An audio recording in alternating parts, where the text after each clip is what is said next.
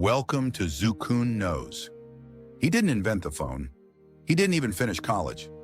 But Steve Jobs had something else. Vision. Where others saw gadgets, he saw the future. This is the story of how one man and one fruit-named company reimagined design, technology, and what it means to hold the world in your hand. 1. A troubled genius. Steve Jobs was born in 1955 and was adopted by Paul and Clara Jobs in California. From a young age, Steve was different. He was brilliant, but restless. His teachers called him difficult. He loved electronics, but hated being told what to do. In high school, he worked at Hewlett-Packard and met Steve Wozniak, a fellow electronics nerd who would become his future co-founder. Jobs briefly attended Reed College but dropped out after one semester. Still, he hung around campus, sleeping on friends' floors and auditing classes. One of those was calligraphy, which he would later credit as the inspiration for the elegant typography in Macintosh computers. Even as a dropout, he absorbed ideas like a sponge. 2. Enter Wozniak. Steve Wozniak was the engineering wizard. Jobs was the visionary. In 1976, they started building computers in the Jobs family garage. Their first product, the Apple I, was simple, but it worked. They sold it to local hobbyists. Then came the Apple II, a sleek, colorful, fully packaged machine that brought personal computing into homes and schools. It was a massive success. Jobs didn't just want computers to work, he wanted them to feel magical. 3. The rise of Apple. With early success, Apple went public in 1980, making Jobs a multimillionaire at 25. But success came with pressure. Jobs was brilliant, but intense, obsessive, demanding.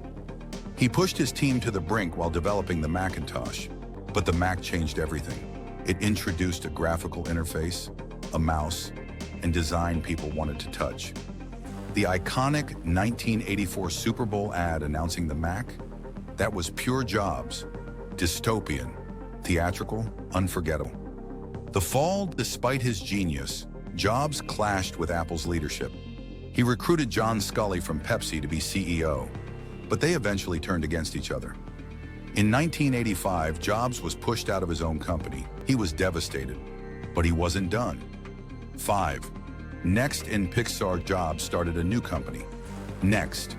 It made high-end workstations for education and science. The products flopped commercially, but the software? That would eventually power the modern Mac and iPhone. At the same time, he bought a small animation studio from George Lucas. He renamed it Pixar.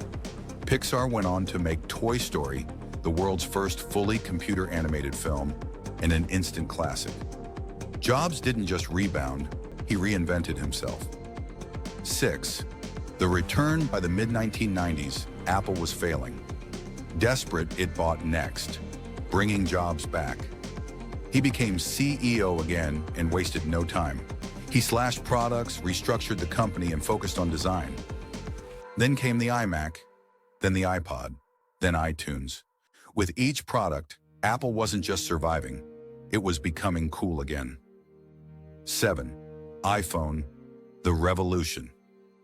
In 2007, Jobs introduced the iPhone, a phone, an iPod, and an internet communicator, all in one.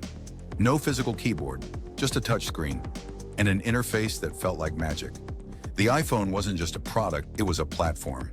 It reshaped entire industries: telecom, photography, music, and social media. Everything fits in your pocket now because of that one keynote. 8. Simplicity and control. Jobs was a control freak, but it worked. He believed in end-to-end design. He picked fonts, materials, colors. He even obsessed over the inside of devices no one would ever see. He rejected market research. People don't know what they want until you show it to them. He wasn't always right, but when he was, it changed history. 9. The final act. In 2003, Jobs was diagnosed with a rare form of pancreatic cancer. He tried alternative treatments first, then surgery. Despite his declining health, he kept presenting new products with his signature black turtleneck and stage presence. In 2011, he stepped down as CEO. He died just weeks later, at 56.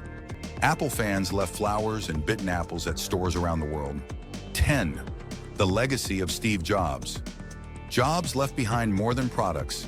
He left behind a mindset. That great design matters. That passion can drive innovation. And even the craziest idea can one day fit in your hand. Tim Cook now leads Apple, but Steve Jobs is still the soul. In his own words, stay hungry, stay foolish. Thanks for watching Zukkun Knows. If this story moved you, don't forget to subscribe.